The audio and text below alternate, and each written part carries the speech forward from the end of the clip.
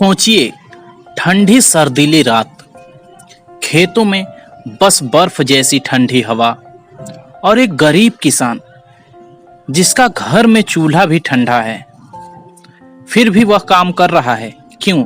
जानिए इस कहानी में। ये कहानी है हल्कू नाम के एक गरीब किसान की।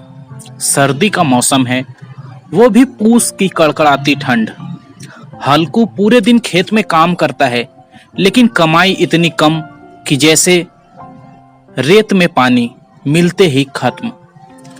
घर आता है तो पत्नी मुन्नी उससे कहती है, इस बार ठंड बहुत है, तुम अपने लिए एक कंबल खरीद लो, वरना खेत में रात कैसे गुजरेगी।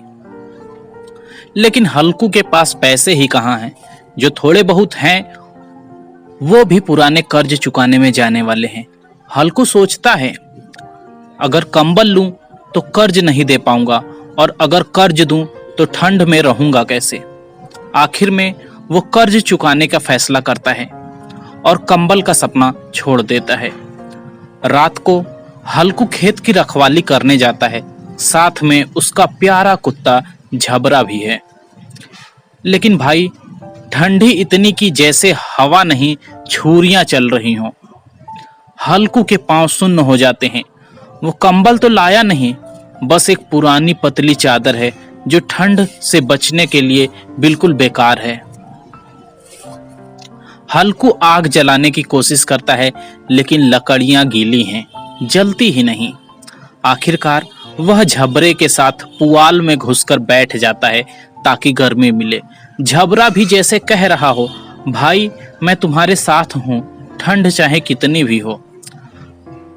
अगली सुबह जब हल्कू जागता है तो देखता है खेत में फसल पर जानवरों ने धावा बोल दिया है, क्योंकि वह ठंड से बचने में इतना व्यस्त था कि रखवाली ही नहीं कर पाया। हल्कू सोचता है, चलो अच्छा हुआ, अब फसल बचाने का झंझट ही खत्म। ठंड में तो खेत में रहना ही मुश्किल था। अब उसके चेहरे पर अजीब सी मजबूरी भरी मुस्कान आ जाती है। मुंशी प्रेमचंद्र ने इस कहानी में दिखाया है कि गरीब किसान के लिए सर्दी गर्मी से लड़ना भी एक जंग है। कभी कभी मजबूरी इतनी बड़ी होती है कि इंसान हालात को हंसकर स्वीकार कर लेता है। दोस्तों, पूस की रात ये कहानी हमें सिखाती है कि गरीबी सिर्फ पैसों की कमी नहीं, बल्कि सपनों और जरूरतों के बीच की वो जंग है जो रोज जीतनी पड़ती है।